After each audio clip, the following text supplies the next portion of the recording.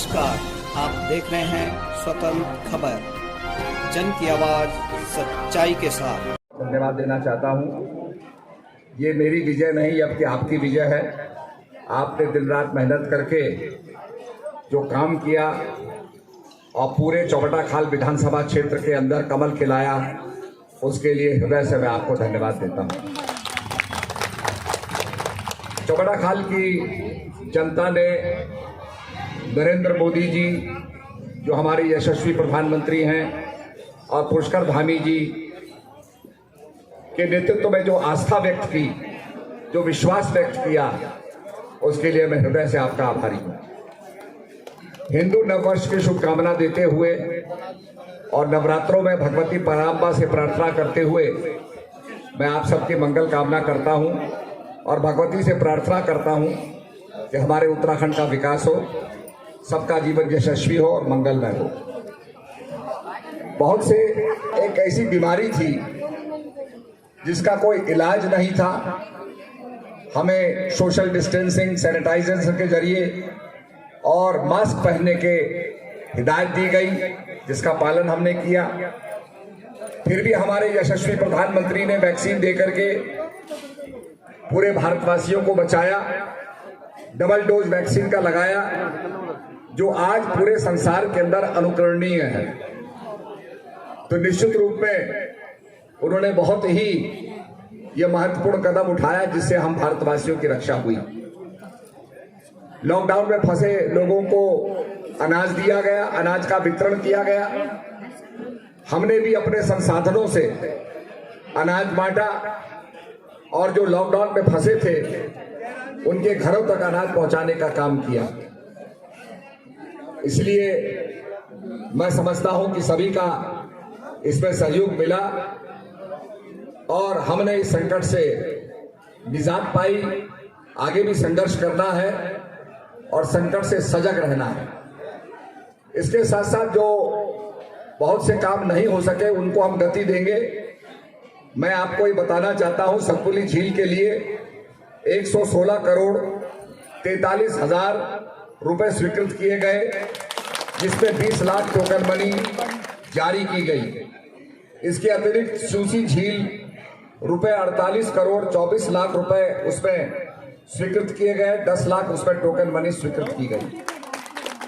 अब सरकार नाबार्ड के अंदर अलग अलग उसमें ब्याज की दरें होती है, जिससे भी पैसा उपलब्ध होगा उससे ये सतपुली झील बनाई जाएगी। सतपुली में 40 शैय्यों का पर्यटक आवास गृह के लिए रुपए 4 करोड़ 43 लाख रुपए स्वीकृत किए गए, जिस पर निर्माण कार्य जारी है। उसमें भी कोरोना काल के अंदर काम में रुकावट आई, परंतु फिर से उसको संचालित किया गया है।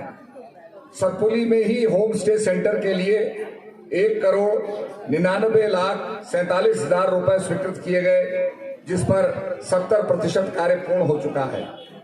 उत्तराखंड में केवल 4 नगर पंचायतों में जल जीवन मिशन की स्वीकृति प्रदान की गई, जिसमें सतपुली नगर पंचायत का भी चयन किया गया है। इससे पेयजल की समस्या पूरी दूर हो जाएगी।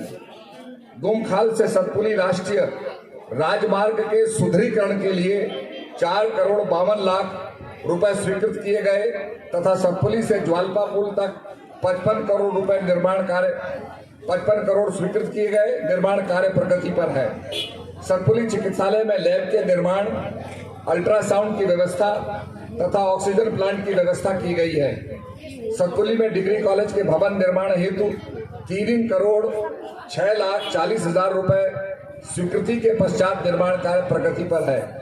सतपुली में ही कन्या विद्यालय व मत्स्य पालन के निकट बाढ़ सुरक्षा के लिए 4 करोड़ 2 लाख रुपए की स्वीकृति प्रदान की गई है।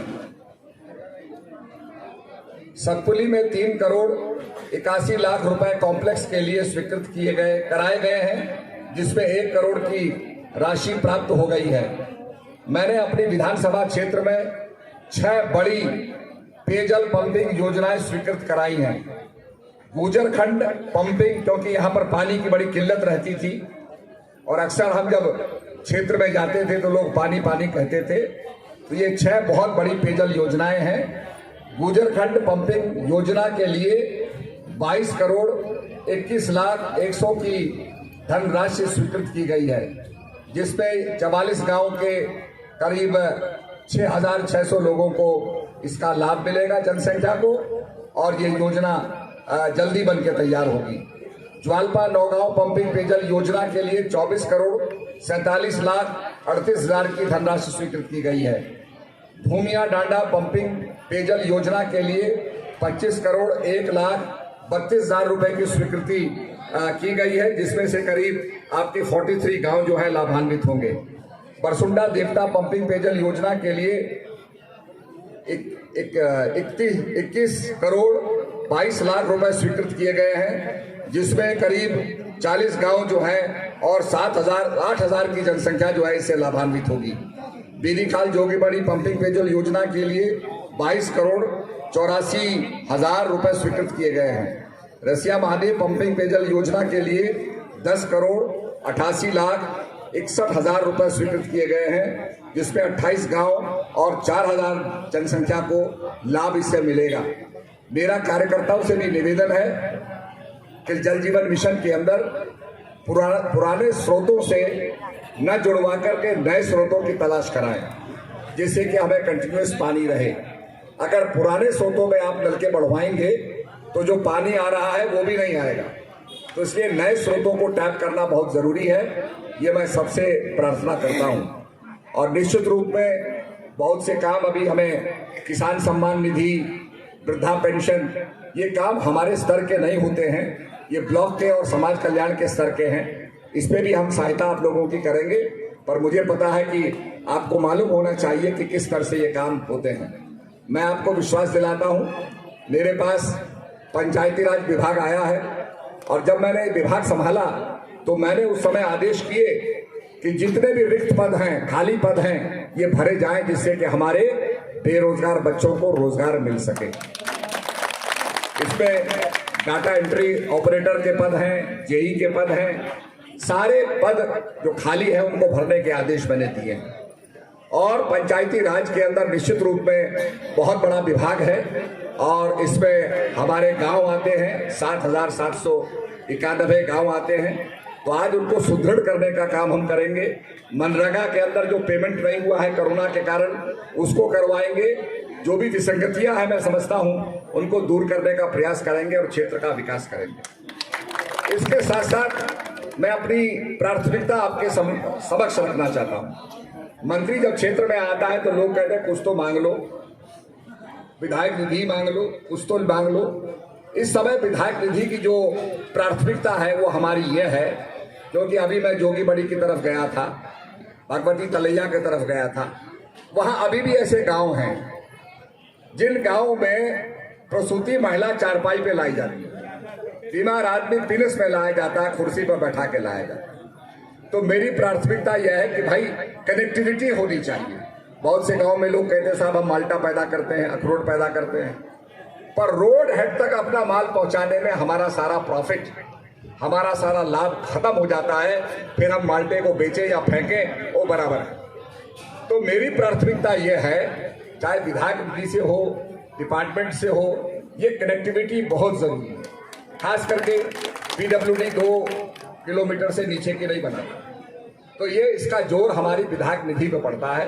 तो निश्चित रूप में हमने ये भी कहा है कि जहाँ के गांव के लोग NOC देते हैं, कोई मुआवजा नहीं मांगेंगे, वहां पर हम विधायक निधि से कनेक्टिविटी देने का काम करेंगे।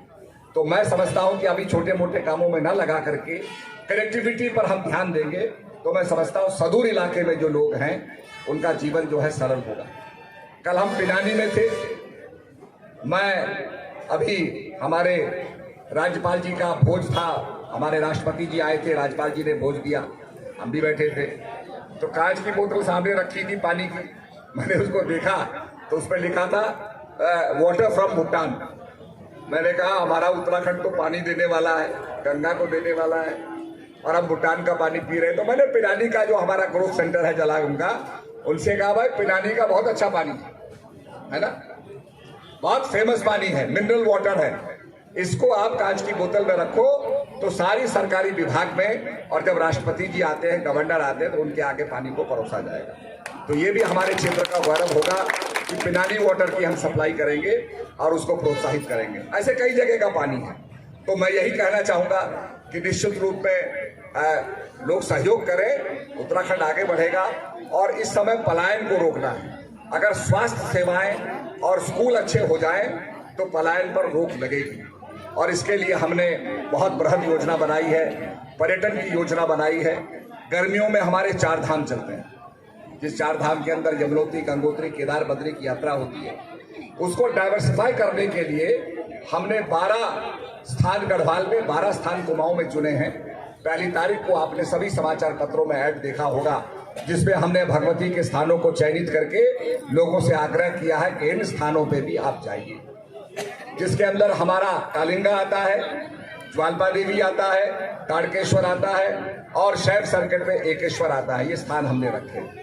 तो इससे गर्मियों का हमारा जो ग्रीष्मकालीन टूरिज्म चलेगा, और शीतकाल के अंदर हम चाहते हैं कि हमारा विंटर टूरिज्म चले, स्कीइंग को। अब स्कीइंग को लोग समझते हैं, अरे क्या चाहिए भाई, ये तो बर्फ पे फिसलना है। पर ये फिसलने का जो खेल है स्कीइंग का, ये दुनिया का सबसे महंगा खेल है। स्कीइंग जो है ये सबसे महंगा स्पोर्ट है। आपके फ्रांस में, ऑस्ट्रिया के अंदर, आपके जर्मनी में, स्विट्जरलैंड के अंदर लोग स्कीइंग से ही वहां का टूरिज्म चलता है।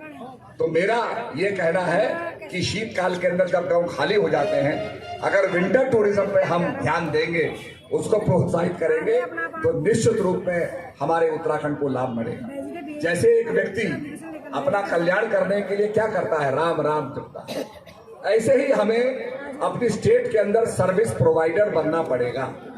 हम सेवाओं को देने वाले राज्य बनना पड़ेगा। कोई टैक्सी चला रहा है, कोई यात्रा करवा रहा है, कोई एडवेंचर स्पोर्ट्स करा रहा है, कोई रिवर राफ्टिंग करा रहा है, कोई बी टूरिज्म के अंदर है, कोई लेमन ग्रास टूरिज्म के अंदर काम कर रहा है। जितनी हम सेवाएं प्रदत्त करेंगे उतना हमारे स्टेट को रेवेन्यू मिलेगा। बड़ी बड़ी फैक्ट्री से क्या होता है कि उनका उत्पाद अगर महाराष्ट्र में बिक रहा है तो महाराष्ट्र को जीएसटी का लाभ मिलता है, जीएसटी का लाभ हमको नहीं मिलता। इसलिए हमें टूरिस्ट स्टेट बनना पड़ेगा। इसमें ग्रीष्मकालीन, शीतकालीन टूरिज्म को बढ़ाना पड़ेगा। हमें एडवेंचर स्पोर्ट्स, विंटर एडवेंचर को आगे प्रोत्साहित करना पड़ेगा, तभी हमारा उत्तराखंड आगे बढ़ेगा। अपने क्षेत्र की खबर के लिए चैनल को सब्सक्राइब करें, बेल आइकन दबाएं। सबसे पहले खबर को पाने के लिए